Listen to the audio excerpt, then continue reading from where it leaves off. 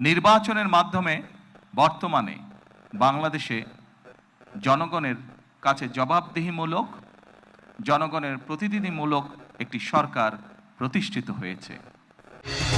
ঘরে বা ইন্ডাস্ট্রিতে ম্যাগনেস্টার কেবলস, বিশুদ্ধ কপারের নিরাপদ কেবলস, আপনার নিরাপত্তার সঙ্গী। এই সরকারকে এই দেশের মানুষ নির্বাচিত করেছেন। স্বাভাবিকভাবে এই সরকার এই দেশের মানুষের কাছে জবাবদিহি করতে বাধ্য। সম্মানিত উপস্থিতিবৃন্দ, আজকের এই অনুষ্ঠানটি বা এই অনুষ্ঠানকে কেন্দ্র করে যে কারণে আমরা এখানে আজকে উপস্থিত হয়েছি, HPL UPVC pipe and fittings, শক্ত, মজবুত ও দীর্ঘস্থায়ী এক পাইপে জীবন পার। এটি বহু বছর যাবৎ বাংলাদেশ জাতীয়তাবাদী দল পরিকল্পনা গ্রহণ করেছে। বাংলাদেশের জনসংখ্যার অর্ধেক জনসংখ্যা হচ্ছে নারী।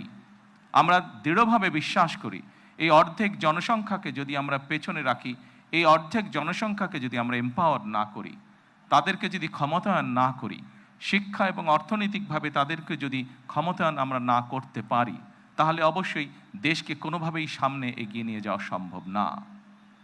আপনাদের নিশ্চয়ই সকলের খেয়াল আছে, এর আগে বিএনপি সরকার যখন দেশ পরিচালনার দায়িত্বে ছিলেন, দেশনেত্রী বেগম খালেদা জিয়া যখন দেশ পরিচালনার দায়িত্বে ছিলেন, সেই সময় সমগ্র বাংলাদেশে তিনি নারীদের শিক্ষা ব্যবস্থা, স্কুল পর্যায় থেকে ইন্টারমিডিয়েট লেভেল পর্যন্ত শিক্ষা ব্যবস্থাকে বিনামূল্যে করার ব্যবস্থা করেছিলেন।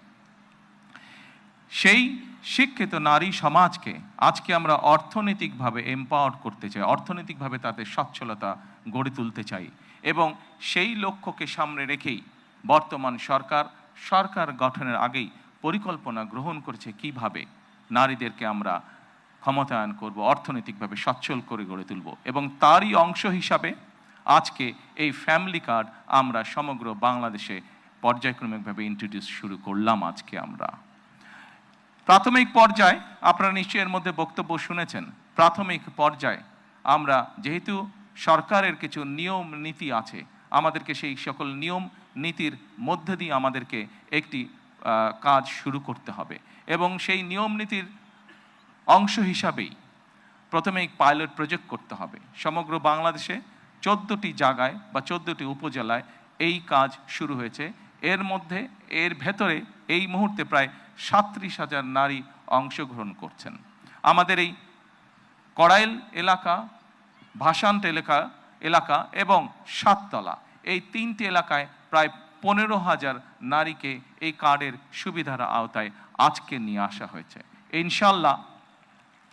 ইনশাল্লাহ আমি দৃঢ়ভাবে বিশ্বাস করি আমার সরকার পর্যায়ক্রমিকভাবে বাংলাদেশে যে 4 কোটি পরিবার রয়েছে, সেই 4 কোটি পরিবারের যারা নারী প্রধান, তাদের কাছে আগামী 5 বছরের মধ্যে ইনশাল্লাহ পর্যায়ক্রমিকভাবে সকলের কাছে আমরা এই ফ্যামিলি কার্ড নিয়ে যেতে সক্ষম হব ইনশাল্লাহ।